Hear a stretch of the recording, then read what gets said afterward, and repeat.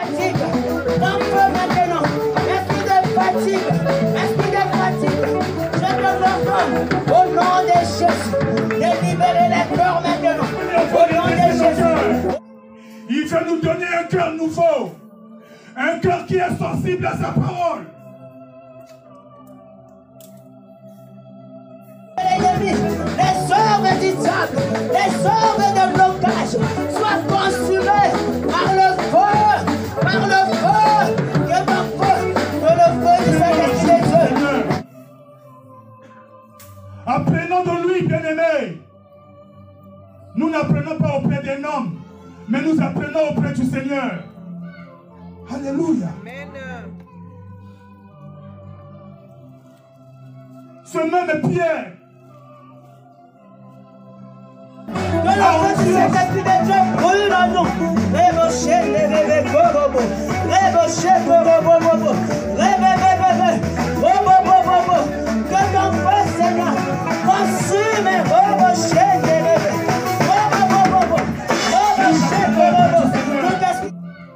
Alléluia. Amen. Ce même Pierre à Antioche, quand l'apôtre Paul, que tout le monde est dans la joie. Alléluia. J'espère que tout le monde est dans la joie. David disait, je suis dans la joie quand on me dit, allons dans la maison du Seigneur. Alléluia. Est-ce que tu es là? Amen. Est-ce que tu es là? Amen. Si tu es là, j'aimerais entendre les cris de joie.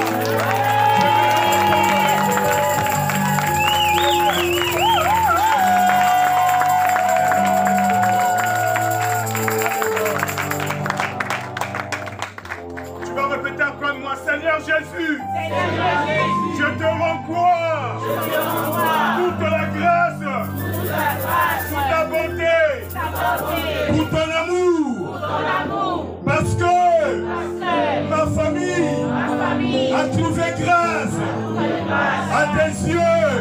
Quel bonheur, quelle joie immense déborde de mon cœur. Je suis heureux d'être dans ta présence. Je suis heureux d'être appelé enfant de la lumière. Les ténèbres du dehors et de l'intérieur, je m'adresse à vous. Vous n'avez plus votre place au sein de ma famille. Au nom de Jésus, je déclare haut et fort que ma famille appartient à Dieu. Appartient à Dieu. Appartient à Dieu. Ma famille est la propriété de Dieu. Acclamez pour le roi des rois. Je veux que Dieu acclame pour le Seigneur des seigneurs. Alléluia. Alléluia. Amen. Je bénis le Seigneur pour toutes ses grâces. Voilà pourquoi il a dit à l'apôtre Paul, ma grâce te suffit. Nous n'avons que besoin de la grâce de Dieu. Parce que la grâce de Dieu nous fait toujours des surprises. Et aujourd'hui, nous avons une très grande surprise que son serviteur qui a traversé les océans, c'est lui qui va être le porte-parole de Dieu dans cette assemblée pour la bénédiction de toutes nos familles. Amen. Alléluia. Amen. Et j'aimerais, quand il va venir pour parler de la part de Dieu, que le Seigneur dispose nos cœurs. Et que toi, là où toi tu es, tu vas acclamer très fort pour le roi des rois, pour le Seigneur des seigneurs. Alléluia. Alléluia. Amen, amen, amen. Nous le connaissons. C'est notre papa de la maison. Alléluia. Il est venu parce qu'il a un message de la part du Seigneur. Il est venu, il a une enveloppe que le Seigneur a envoyée pour cette église. Sans plus tarder, je vais l'appeler, qui vient parler de la part du Seigneur. Il n'est pas venu tout seul, il est venu toujours accompagné de son épouse. Amen. On a qu'un pièce. Alléluia.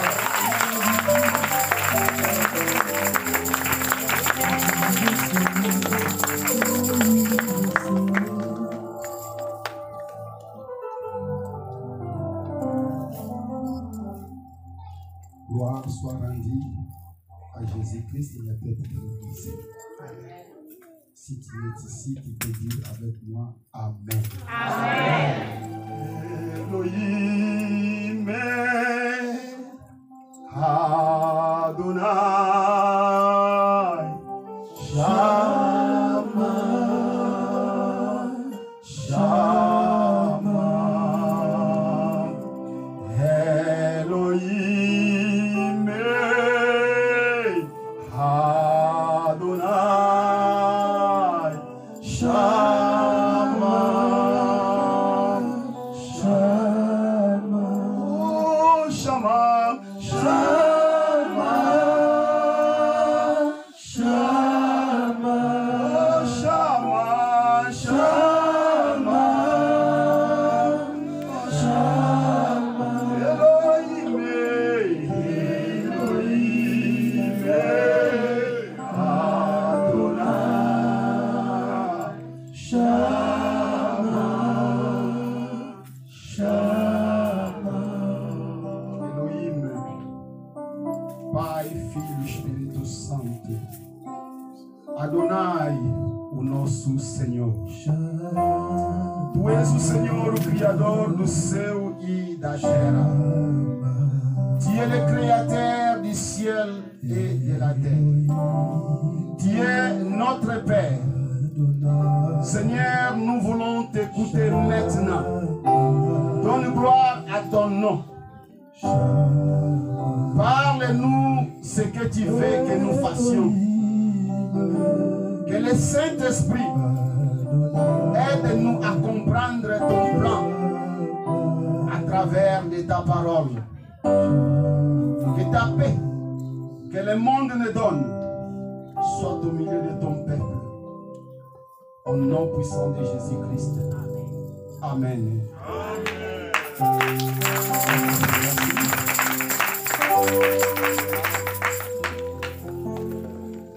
Je salue les peuples de Dieu au nom puissant de Jésus-Christ.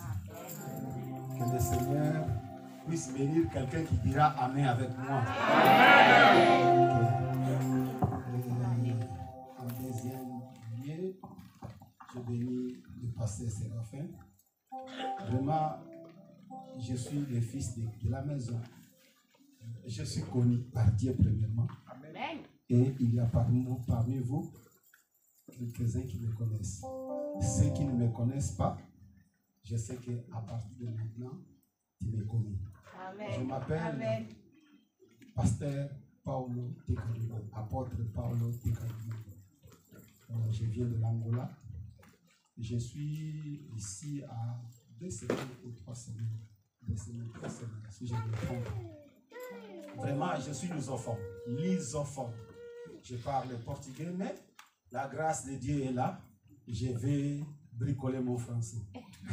Amen.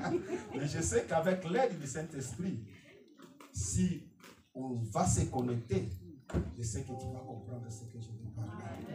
Car toute langue vient de Dieu. Dieu parle toute langue, il connaît toute langue.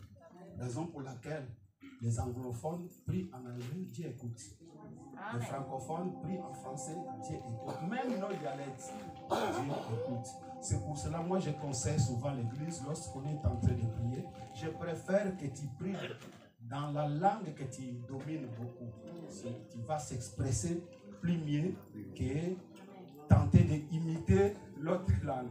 Lorsque le Saint-Esprit est descendu, le jour de la Pentecôte, les gens écoutaient, les gens parlaient en langue. Ce n'était pas les langues des anges, c'était les langues que les gens parlaient vraiment. C'est pour cela qu'ils ont témoigné. Nous, on les entend parler de notre langue. Or, la langue de cette époque, c'était la langue romaine, l'adaptation de la langue romaine, qui est on appelle quoi cette langue des Romains, de l'Italie? C'est quoi? C'est la langue de l'Italie. Voilà, c'est le latin. Le latin, ou les grecs aussi.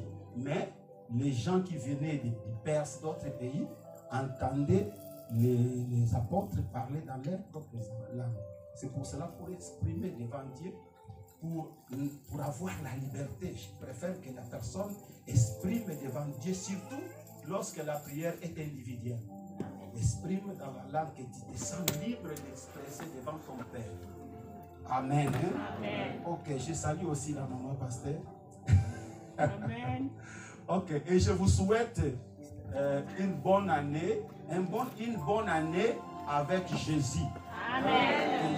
Que Dieu vous fait grâce, c'est que on n'a pas réussi à l'année 2023, mais que dans l'année 2024, que le Seigneur vous fasse cette différence. Amen. Car notre Dieu, c'était Dieu des différences. Amen. Amen. Amen. Est-ce qu'on peut acclamer le Seigneur?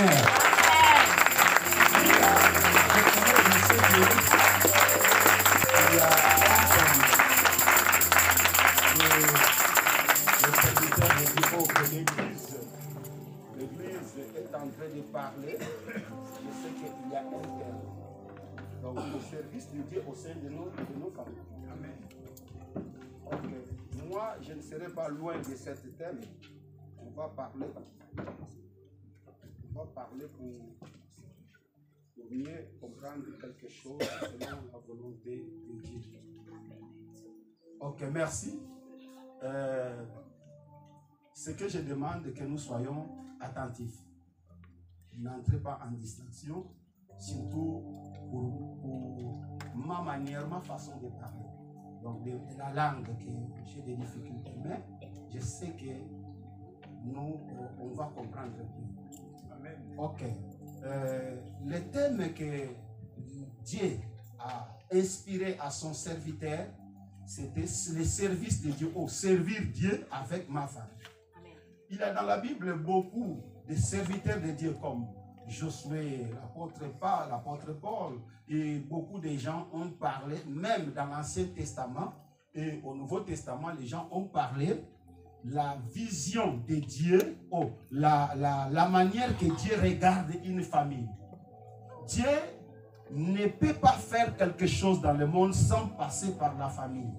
C'est pour cela, pour notre salut, Dieu a utilisé une famille. Et cette famille habitait à Nazareth. On connaît bien Marie et Joseph. Dieu devrait venir dans le monde comme un être spirituel, invisible. Il a cette possibilité. Mais pour le salut de l'homme, il devrait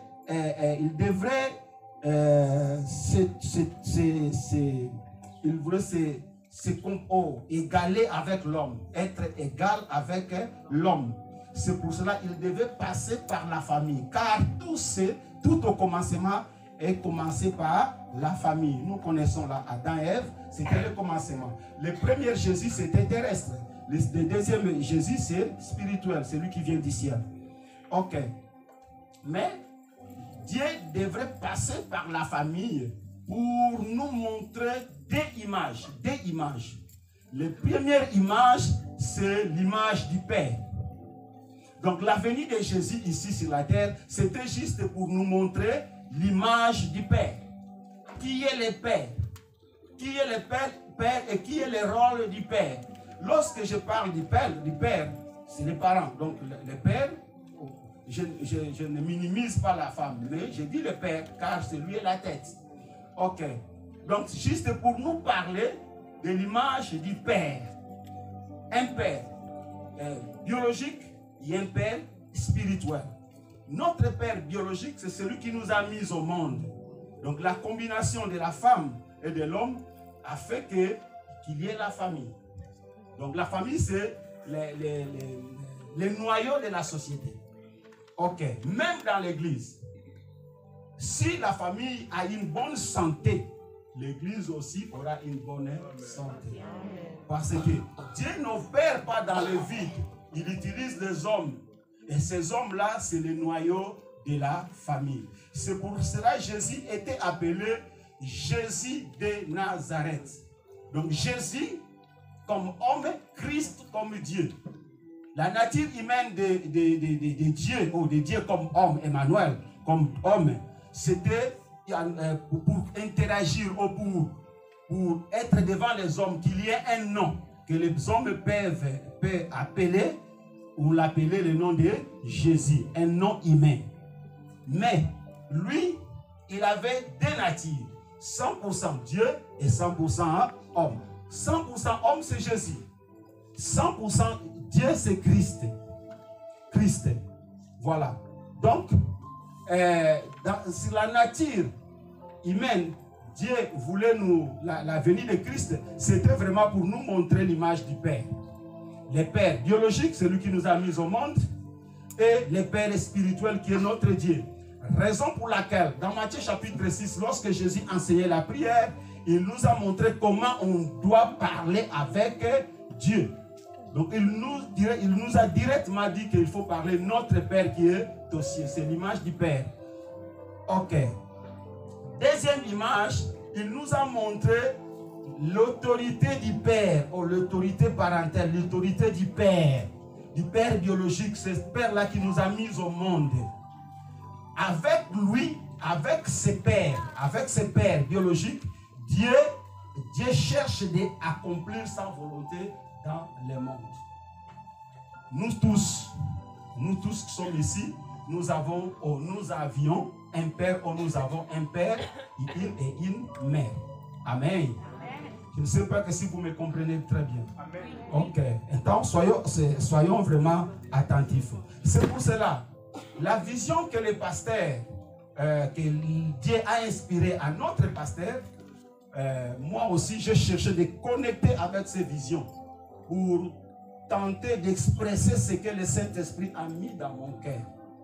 Je voulais aujourd'hui parler avec le peuple de Dieu, même en accompagnant les messages. J'ai accompagné quelques messages à partir de Paris. J'ai accompagné, il y a un des prédicateurs qui a prêché durant la semaine, qui a parlé du sacrifice dans la famille. Il y a un autre dimanche passé qui a prêché sur comment devenir Jonathan de ma famille. J'étais là, j'ai accompagné tout. Donc, il y a beaucoup de messages que le Seigneur a parlé directement ou indirectement. Le message direct, c'est ce que nous écoutons. L'indirect, c'est que l'Esprit nous inspire à travers les messages que nous écoutons.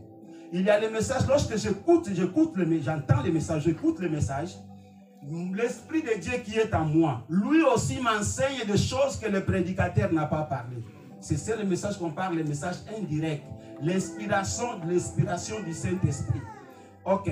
Et Dieu a parlé avec beaucoup de prédicateurs, les pasteurs, les frères qui sont passés ici, qui nous ont enseigné. Et j'ai écouté aussi les témoignages d'une sœur qui a fait le témoignage de ce que Dieu a fait pour lui. Ok, notre Dieu ne veut pas que nous parlons souvent des témoignages, ce qui est écrit dans la Bible. Ces gens-là ont vécu leur témoignage. Mais c'est que Dieu, toi aussi, tu sois un témoignage. Amen. C'est ça. Donc, si étaient des personnes, étaient des femmes, étaient des hommes, ils ont fait des témoignages, nous aussi, devant Dieu, on doit être tamé un témoignage. Donc, c'est ça le témoignage que j'ai entendu de la sœur qui a donné. Je ne sais pas si elle est ici ou... Ah, ok, grâce à Dieu. Ok. Donc, c'est ça la volonté de Dieu. Lorsqu'on est dans l'église, on cherche à être un témoignage. On cherche à être un témoignage. Le témoignage, c'est quoi? Ce que Dieu a fait pour moi particulièrement. C'est la base, le noyau de ma foi. Car Dieu est le même hier, aujourd'hui et éternellement. Lorsqu'il fait une chose, ça peut être la base de mes prières lorsque je passe devant la tempête. Ou lorsque je passe des problèmes de tribulation dans ma vie, je me rappelle de ce que Dieu, les témoignages de Dieu dans ma vie. Je rappelle ça et j'amène Dieu à expliquer que Seigneur, je sais que tu as fait ceci pour moi et je suis un témoignage pour ça. Le même Dieu qui a fait cela est capable de faire aujourd'hui. Acclamons le Seigneur. Ok. La famille, c'est très important. Lorsque Dieu a dit multiplier, peupler la terre, c'est dans la base de la famille. Dans la base de la famille. Lorsque nous qui ont reçu Jésus comme Seigneur et Sauveur, on fait la négligence à la famille. Donc on est dehors les plans de Dieu. C'est pour cela que le diable est venu pour détirper, c'est pour déranger, pour détirper, détruire, créer des désordres dans des familles pour que les plans de Dieu ne soient pas accomplis. Mais ce que je te dis, la vérité, le diable commet ce qu'on appelle une grande erreur. C'est ça, une grande erreur. Il commet une grande erreur. Car nous, on est devenus lumière. Si on est venu de lumière, tous les plans du diable contre notre famille n'aura pas des effets. Car la lumière brille devant les ténèbres. Donc lorsqu'il y a les ténèbres dans notre famille, nous qui sommes la lumière, on fait la différence. Si vraiment nous sommes la lumière, notre lumière fera la différence. Car la lumière, lui, dans les ténèbres. C'est pour cela que le diable a commis l'erreur. C'est pour ça que moi je dis souvent que le diable n'est pas l'omniscient. Il est scient, mais n'est pas l'omniscient. Donc il pense qu'il va réussir. Mais il oublie que dans la maison, dans cette maison, il y a un Jonathan. Dans cette maison, il y a quelqu'un qui est lumière. Lorsque la lumière entre, la lumière va rencontrer, lorsque les ténèbres entrent, la lumière, les ténèbres vont rencontrer dans la famille la lumière. Et les ténèbres, que les veulent comme ou pas, la lumière va brûler. Amen. Amen. Ok, mon sous-thème, c'est que on va partager. Mon sous-thème, qui suis-je? Qui suis-je? C'est mon identité. Qui suis-je? Si on va parler des services de Dieu dans nos familles, comment permettre que Dieu travaille dans nos familles, on ne peut pas oublier qui suis-je, moi. Qui suis-je? Sans connaître qui je suis, c'est difficile d'exercer ce qui est important pour que je puisse amener ma famille dans la lumière. Donc il faut vraiment connaître ça. Un exemple plus rapide. Moi, je suis angolais. J'ai un document qu'on appelle la carte d'identité des Angolais. Je ne peux pas amener ma carte d'identité dans la rue. J'ai l'identité dans mon cœur. Je sais que qui je suis. Quelqu'un peut être un Congolais, un Gabonais, un Centrafricain. Mais s'il a la carte d'identité, il sait que je suis vraiment Camerounais, je suis Angolais. Cette personne a cette conviction, ce n'est pas la conviction, mais a cette sûreté dans son cœur que je suis de la nationalité angolais ou je ne sais pas d'autres pays. Si quelqu'un l'interroge, un militaire, un soldat, l'interroge dans la rue, que qui êtes-vous? Je ne peux pas même amener ma carte d'identité, mais je connais mon identité. Donc, lorsque je n'aurai pas, car je connais mon identité. La manque de connaître ton identité, on va jouer avec toi. Même celui qui n'a pas le droit de jouer avec toi, il va jouer avec toi. Car tu ne connais pas ton identité. C'est pour cela, nous, avant de faire quelque chose dans notre famille, il faut savoir qui suis-je. Moi qui ai accepté Jésus comme Seigneur et Sauveur, il faut que je sache qui suis-je. Ok, dans qui suis-je, je serai prudent. Si je connais, je serai prudent. Si je connais, je ne me laisserai pas que les gens jouent avec moi. Je connais mes droits, je connais mes devoirs.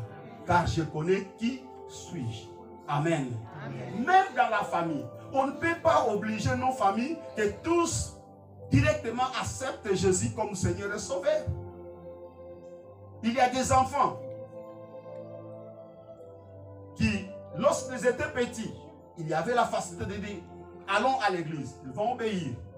Mais quand ils deviennent grands, ils ont cette conscience que je suis maintenant grand.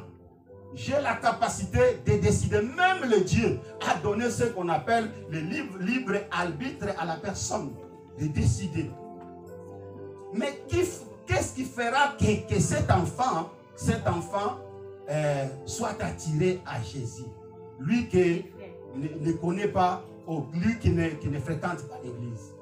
Donc, il faut premièrement, la maman ou les parents sachent qui nous sommes. Donc, c'est très, très important. Amen. Amen. Vous me comprenez? Hein? Oui, oui. Donc, il n'y a pas de difficulté pour mon français. Non, non. Ok, merci. Ok. Donc, pour nous, comme enfants de Dieu, pour nous, comme fils de Dieu, manque de connaître notre identité, ou qui nous sommes, c'est difficile même d'amener nos enfants à l'église. C'est difficile. Même nos parents, même nos voisins, c'est difficile. Il faut reconnaître la lumière devant les gens. Maintenant, qu'est-ce qui est arrivé? Pour maintenir que les lampes soient allumées à perpétuité, qu'est-ce que les Lévites faisaient? Les Lévites contrôlaient des lampes. On augmentait l'huile d'olive, puis, et les Lévites avaient dans leurs mains ce qu'on appelle du ciseau, un instrument comme un ciseau. Ils contrôlaient les mèches, voilà, merci, les mèches. Car l'huile contribuait pour que les mèches puissent élever la flamme. Mais attention, qu'est-ce qui est arrivé? Il y avait des lampes que, à des fois, même avec l'huile, ça donnait du fumée. Ça donnait du fumée. Ce sont des lampes, mais ça donnait du fumée. Les Lévites,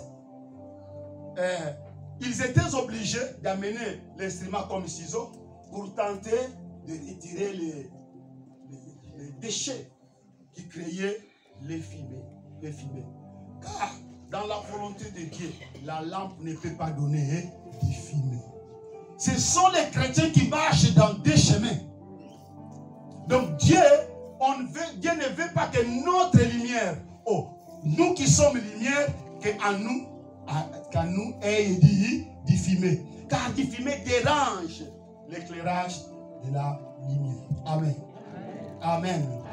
Nous qui ont vécu dans des villages où il n'y avait pas d'électricité, on avait le système de mettre du pétrole dans des lampes à pétrole. Voilà. Mais on voit que lorsque la lampe n'allume pas bien, on voit même les verres, les vitres de la lampe, ça commence à... Voilà. C'est ce qui fait la doute que les gens ne nous suivent pas. Donc, on est vraiment la lumière, mais on ne brille pas comme la lumière. Donc, c'est ça, ce qui crée des doutes. Ce que je veux nous dire, que mon frère, ma soeur, comme enfants de Dieu que nous sommes, nous devons manifester dans ce monde que nous sommes vraiment des enfants de Dieu. C'est notre devoir. C'est notre devoir.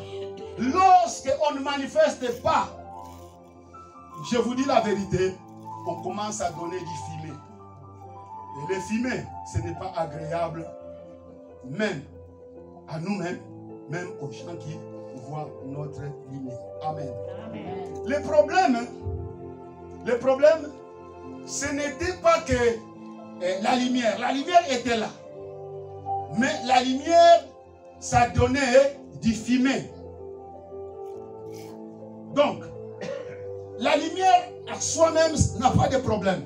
Mais la manière que la lumière luise, la manière que la lumière donne sa lumière au peuple, aux gens, c'est ça. Donc, ça ne peut pas être la lumière avec du fumée. Lorsque nous qui sommes lumière, on est mélangé, on manifeste la fumée, on est lumière, on est aussi avec du fumée. Ça donne le point d'interrogation aux gens qui nous voient. On va même douter, vraiment celui-ci fréquente l'église. Celui-ci c'est le fils de l'IPGC. Celui-ci c'est vraiment celui-là qui a été baptisé. Celui-là, celui-même c'est un serviteur de Dieu, c'est un serviteur Dieu, servante de Dieu. on commence à douter. Car notre lumière, ça devient désagréable. Nous parlons beaucoup de Dieu. Nous prions beaucoup de Dieu. Mais peu de doucement. Tu vois, c'est pourquoi? Pour que notre lumière est mélangée avec du fumée. C'est pour cela, la parole de Dieu, lorsqu'on pratique, on commence à arranger, à tailler. La mouchette. Ok, là, les tissus là qu'on met pour la mèche. Donc c'est ça. C'est pour cela, moi j'accepte lorsque la parole de Dieu me touche dans le cœur. J'accepte car il commence à m'attailler. Commence à me mettre pour que ma lumière soit claire. Que les gens voient qui suis-je. Mais moi, à des fois, nous, on n'aime pas que la parole de Dieu nous taille. On n'aime pas. On commence à critiquer. Il a prêché pour moi. Il a fait ça. Non, c'est rien, mon frère. Moi, je parle lorsque la parole de Dieu me touche. Moi, je dis Amen, Seigneur. Car ta parole, c'est Amen. Donc, c'est très important, mon frère, ma soeur. Il n'y a pas un autre lieu que nous pouvons être taillés pour que notre lumière luise bien dans notre famille, et dans l'église et dans la société. C'est dans l'église et dans la parole de Dieu. Lorsqu'on parle de la parole, on parle directement de Jésus-Christ. Ok, à lui la gloire et la louange. Amen. Amen. On ne peut pas prendre part au faire des œuvres des ténèbres. Lorsqu'on voit les œuvres des ténèbres, c'est les œuvres qu'on pratiquait avant qu'on n'a pas reçu Jésus comme Seigneur. Ok, allez. Mais plutôt condamnez-les. Condamnez-les. C'est pour ça que nous sommes les gens de la vérité. Nous sommes les gens de la vérité. Ce qu'on pratiquait, lorsque quelqu'un vient pour parler de ça qu'on pratiquait, nous, il faut condamner. Car il est honteux de dire ce qu'ils font en secret. Ok, passez. Mais tout ce qui est condamné est manifesté par la lumière. Verset 14. Car tout ce qui est manifesté est lumière. C'est pour cela qu'il est dit: réveille-toi, toi qui dors. Relève-toi d'entre les morts et Christ t'éclairera. Ok. Donc, à des fois, nous, on dormait. Mais Dieu nous a fait grâce. Notre besoin est de servir Dieu avec nos familles. Notre besoin est de gagner les gens qui viennent à Christ. À des fois, nous, on dorme. Lorsqu'on parle de dorme, on est entré en distraction. Parce qu'on ne sait pas qui sommes-nous. Maintenant, on sait que nous sommes des lumières. Maintenant, on a le temps de se manifester, de sortir du sommeil spirituel. Commencer maintenant à pratiquer les œuvres de la lumière. Un bon comportement. Car le comportement parle que les actes. Les actes. Je peux te parler que je suis Dieu, mais si je manifeste de bons comportements, mon comportement va parler plus que les actes que je pratique. Ok. Pour terminer, Ephésiens chapitre 5, verset 15. Je vais terminer ici. Prenez donc garde de vous conduire avec circonspection. Ok, avec cédie. Circonspection. Ok, là, pour cette français, c'est limité. Mais la Bible chez moi, ça dit comme ça.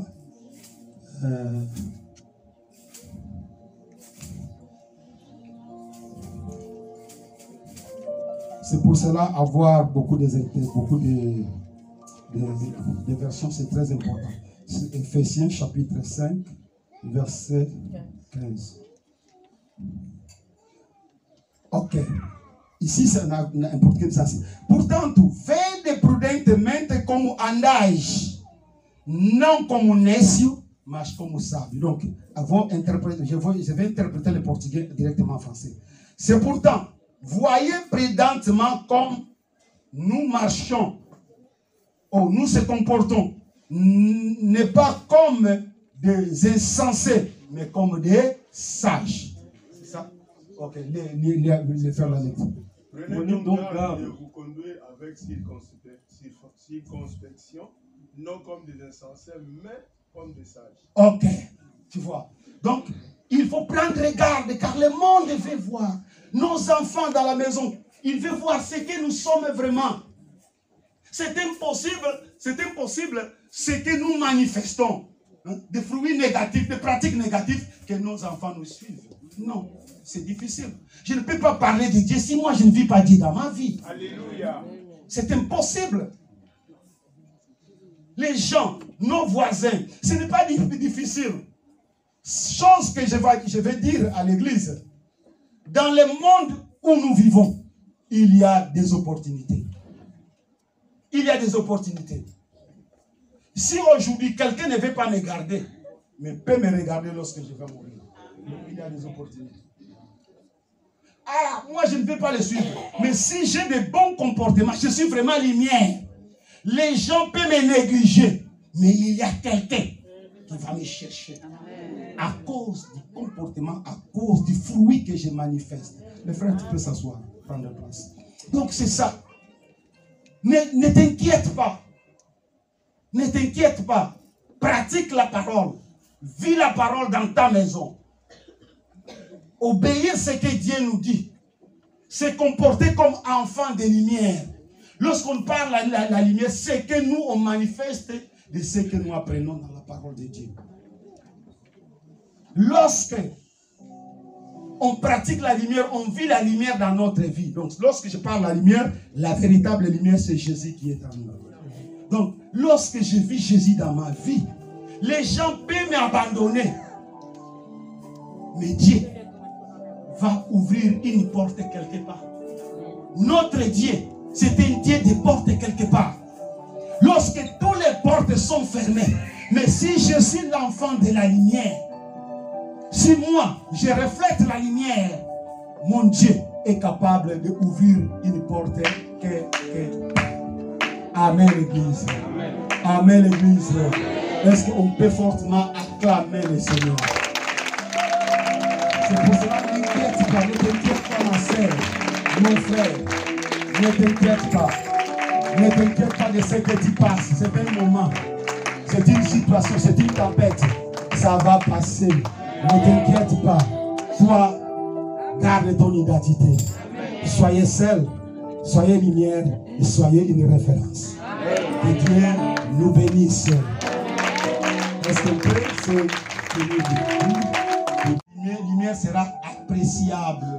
Les gens viendront sans ouvrir même la Bible.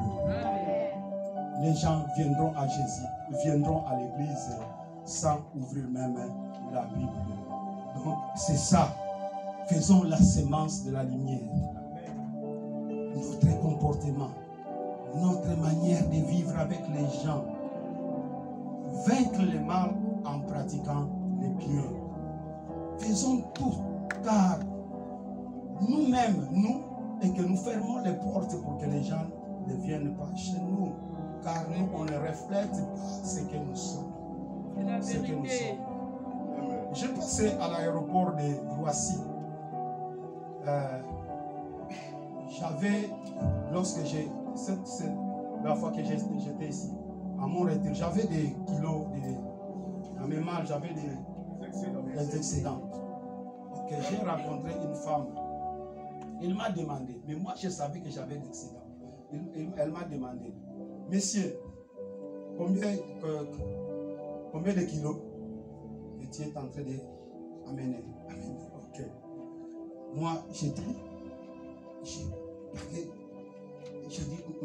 je parle que j'ai 23 kilos, et lorsqu'il va peser, ce qu'elle va peser, il va vers plus que ça. Maintenant, il voit dans mon passeport que c'est pasteur. Donc ce sera un blocage que moi-même je dois provoquer. Donc c'est très dangereux. Lorsque je me suis dit, non, je dis c'est non. Les kilos qui sont ici, son excédent, même je ne sais pas c'est comment, c'est combien, car je n'ai pas pesé. Mais moi-même, lorsque je soulève ma valise, je sens vraiment que c'est excédent. Et j'avais des choses précieuses. La femme avait le passeport, mon passeport dans sa main. Il me voyait. Moi, je ne sais pas, mais je sais que c'est l'excédent.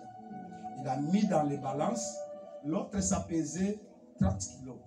Et l'autre, ça pesait 28 kilos. C'est excédent. C'est très excédent. Car c'est autorisé seulement 23 kilos. Mais la femme m'a regardé. Il me dit, tu es pasteur? Moi, je dis oui, je suis pasteur.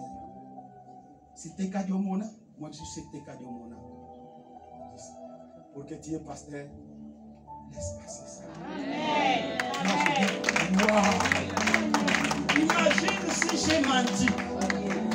On voit dans mon passeport un pasteur. Combien de pasteurs sont des grands menteurs? Combien de chrétiens sont des grands menteurs? Ils n'ont pas la vérité, mais on prêche la vérité. On ne peut pas prêcher la vérité si on n'aime pas la vérité.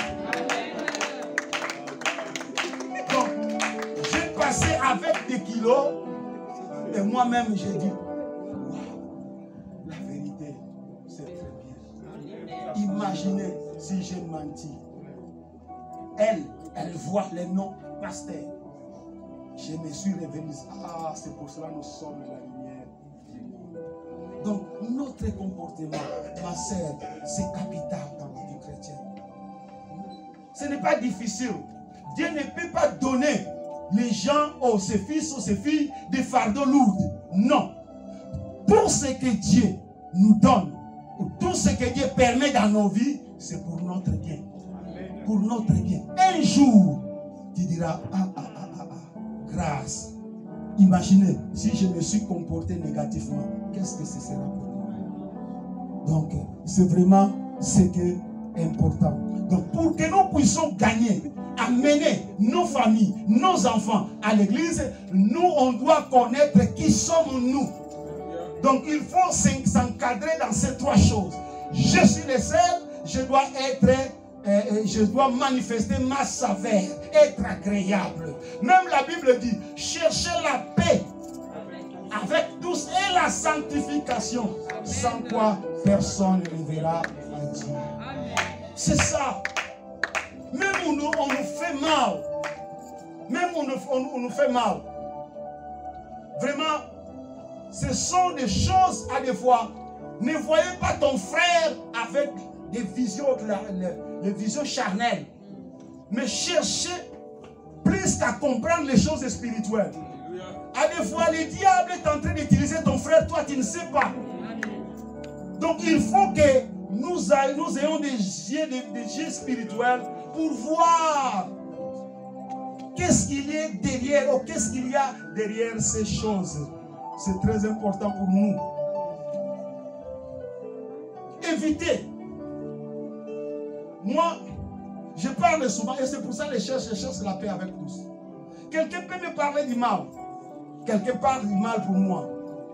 Moi, lorsque j'entends ce qui me touche dans mon cœur, je sens et je commence à souffrir. Mais à des fois, celui qui a parlé mal de moi, lui, il ne sent rien. Mais moi, je commence à sentir. C'est moi qui souffre plus que lui. Qu'est-ce que je fais? Je cherche à faire la paix avec lui parce que pour que je puisse le sentir bien. Je fais comme ça. Parce que lorsque quelqu'un parle mal de moi, moi je sais qu'il a parlé mal de moi. Lui, il ne souffre pas. Lorsqu'on se rencontre, moi je me sens une grande guerre dans mon cœur. J'ai à des fois l'intention de tenter esquiver pour ne pas se rencontrer. Je ne peux pas vivre comme ça. Je ne peux pas vivre comme ça. Qu'est-ce que je dois faire? Je ferai tout pour qu'il y ait la paix. Parce que moi, je puisse me sentir bien dans ma vie. Donc, c'est très important pour nous. Même dans la maison. À des fois, le diable utilise mon mari. Utilise ma femme. Moi qui ai une lumière, je dois comprendre qu'il y a quelque chose qui ne va pas.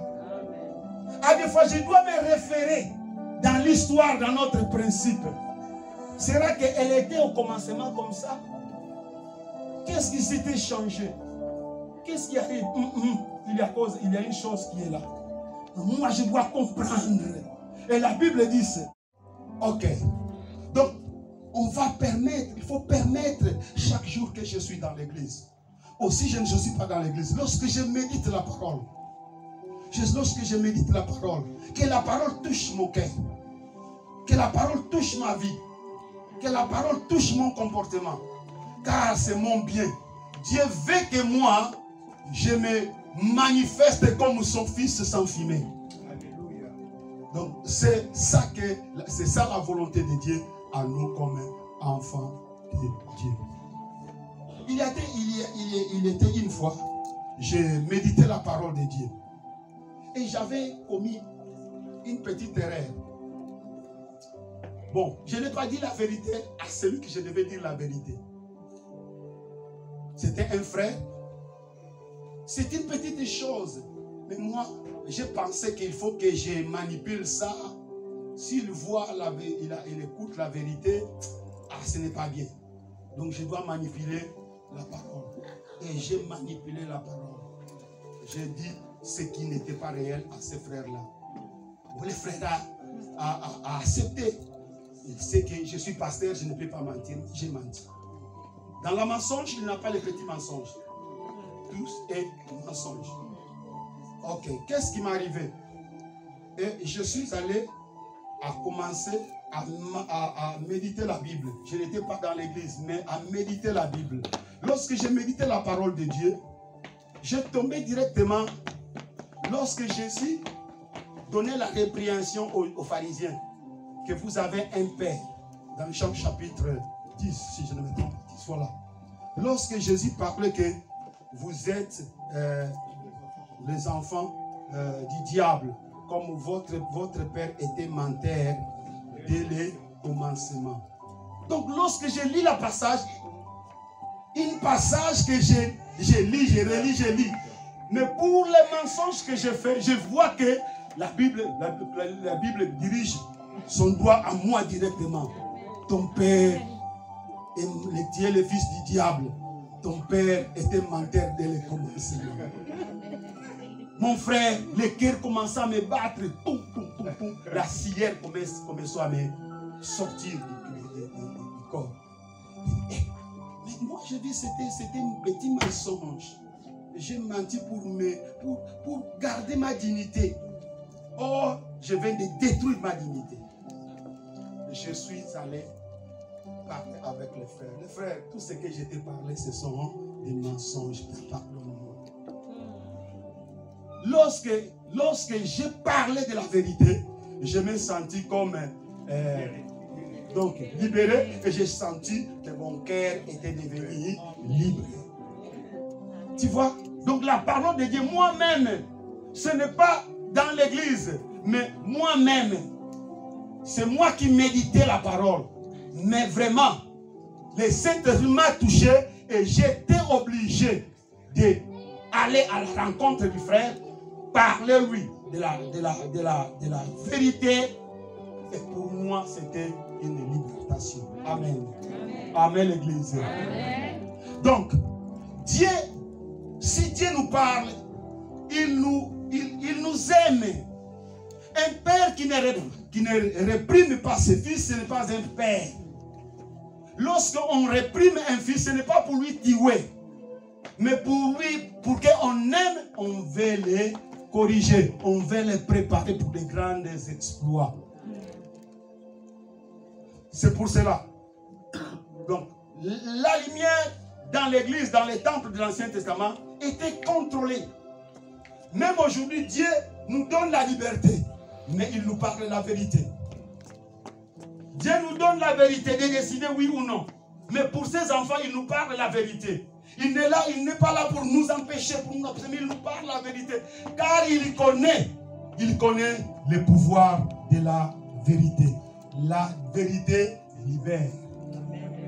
C'est pour cela que Jésus a dit, vous connaîtrez la vérité. Et la vérité vous affranchira. Ok. Qu'est-ce que Salomon pensait de la lumière? Même lui-même, il s'est plongé dans des choses vaines, dans des choses compliquées. Mais à la fin de sa vie, il s'est repenti.